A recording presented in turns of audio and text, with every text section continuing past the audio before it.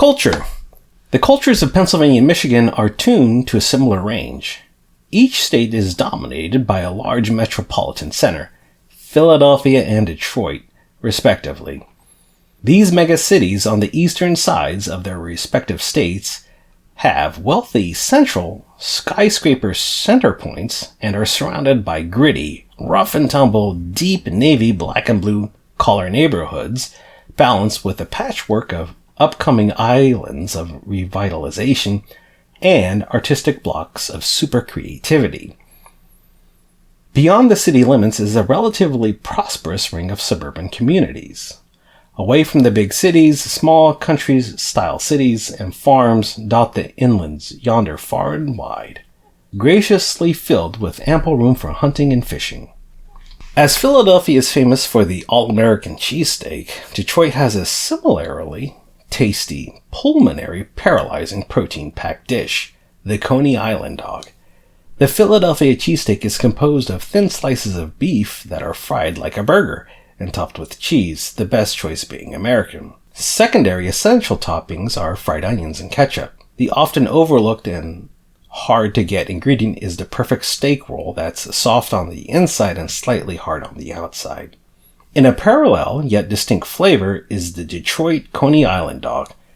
It's an all-beef hot dog and topped with meat chili, minus the beans. But this is no ordinary chili dog.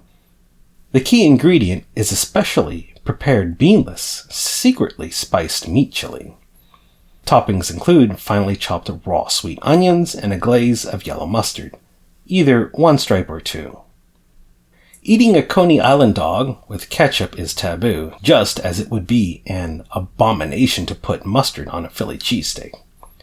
The Philly cheesesteak became an American icon in the movie Rocky, 1976, while the Detroit Coney Island dog appeared in the movie The Crow, 1994. Both Philadelphia and Detroit are cities in the Big Boy Club, where they support all four of the majors in broadcast sports: basketball, baseball, hockey, and football. Most cities don't have the capacity to hold all four cards. Likewise, the Fanatic fandom is ubiquitous in the city and surrounding suburban areas. Since their teams play in different conferences divisions, this book is a permission slip for Philly fans to root for Detroit and vice versa. On the whole, Philadelphia and Detroit share nearly equal blessings and burdens of a modern big city, with similar population sizes and phenotypes/demographics. In American cinema, Detroit, Michigan, and Philadelphia, Pennsylvania gave birth to legendary underdogs rising to the top with Rocky, 1976, and 8 Mile, 2002. These works of art, which are partially autobiographical, became exemplars of the American dream. In Rocky, a small-time boxer with a heart of gold is given a chance to fight in the big leagues, while in 8 Mile, a dirt-poor nobody is able to gain the respect of the urban underworld with heart, soul, and focused determination. Even though Sylvester Stallone suffered from an injury during birth that gave him a speech impediment, he did not let this issue handicap his career. Likewise, the story of 8 Mile is a partial confessional about Marshall Mathers, better known as Eminem. Mathers refused to let low social economic expectations and bullying keep him from chasing his heart's desire and achieving national success. The Detroit native temptations of the 1960s are harmoniously balanced a generation later with the Philadelphia-born Boyz II Men in the 1990s. During the 1970s, as Detroit gave rise to Motown, Philadelphia came up with Philly Soul.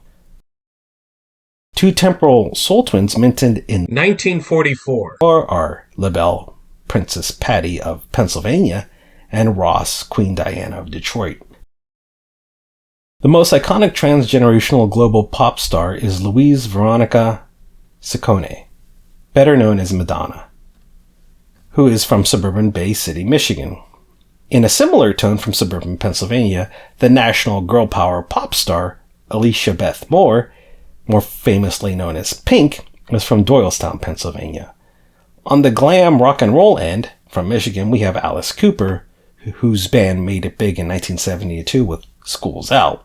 School's hard rockin' and shockin' melodies match with equal passion with Pennsylvania's hair metal band Poison, whose glam rock androgynous wardrobe caught the eye of American youth in 1988. More recently, a contrasting concert of superstars are Taylor Swift and Dej Loaf. Dej Loaf from Detroit, Michigan was born in 1991 and is a match made in yin-yang heaven with Taylor Swift, who was born in West Reading, Pennsylvania in 1989. From the Laugh Bag, Pennsylvania gave America two of its most famous comedian royales, Kevin Hart and Bill Cosby, both of whom wickedly tickled the funny bone of America. From Michigan, Sinbad would equally spread chummy chuckles across the nation with his rated PG social family humor. Stars from Saturday Night Live who come from these states include Pennsylvania practical joke peanut heads Tina Fey and Dennis Miller. They are matched with the merry moon goobers from Michigan, David Spade, Gilda Radner, Tim Meadows, and Tim Robinson. Besides grinding on America's giggle spot, Michigan and Pennsylvania enchanted and educated the youth of America with a duo of more than wise storytellers in John Hughes and Chris Columbus.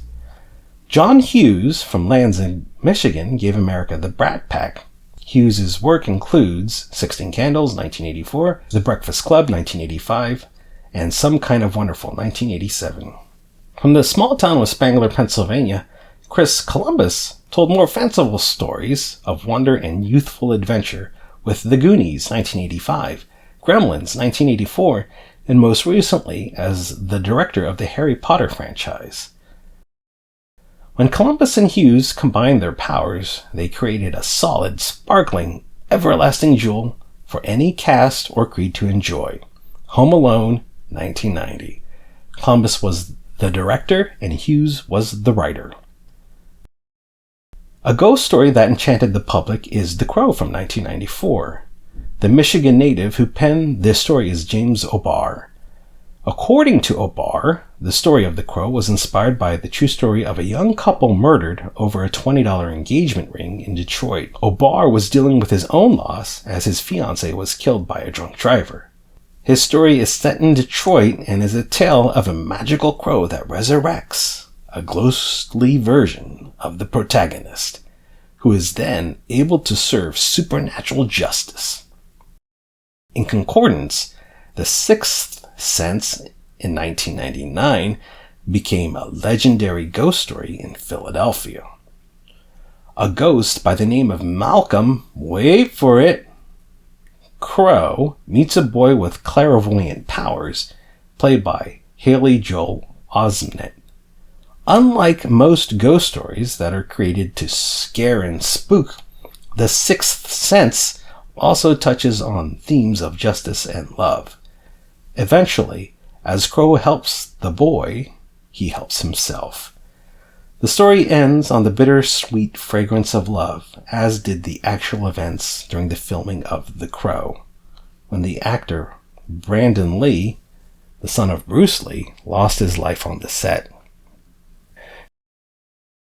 Coincidentally, Michigan and Pennsylvania were the stages of two much adored time travel movies, Somewhere in Time, 1980, and 12 Monkeys, 1995. Christopher Plummer stars in both cult classic time travel films.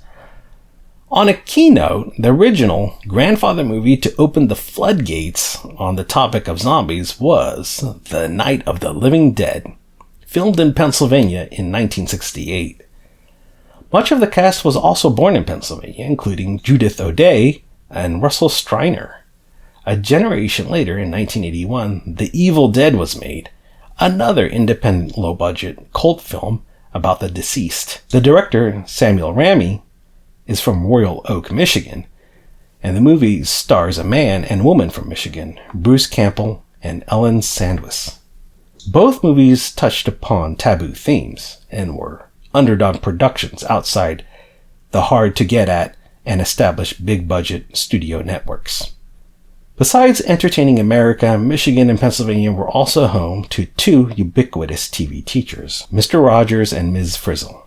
Mr. Fred Rogers is from Pittsburgh and taught children about feelings and all the various people in their neighborhoods. Mrs. Frizzle, played by Lily Tomlin from Detroit, on the other hand, took the class on amazing adventures that illustrate any number of scientific concepts with humor, drama, and plain old cartoonish fun.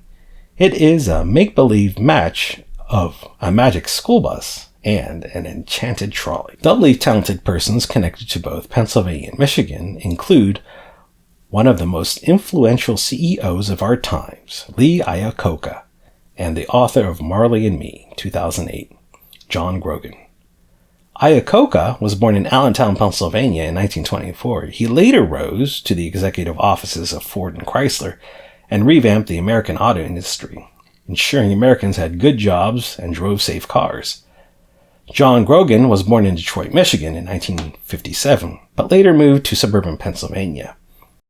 Grogan's golden retriever Marley, who would follow in the paw prints of the all-American dog that included the likes of Rin Tin Tin Lassie and Benji, was not a talented wonder dog, but rather a heartwarming, dopey, lovable Punky Puppy Puff.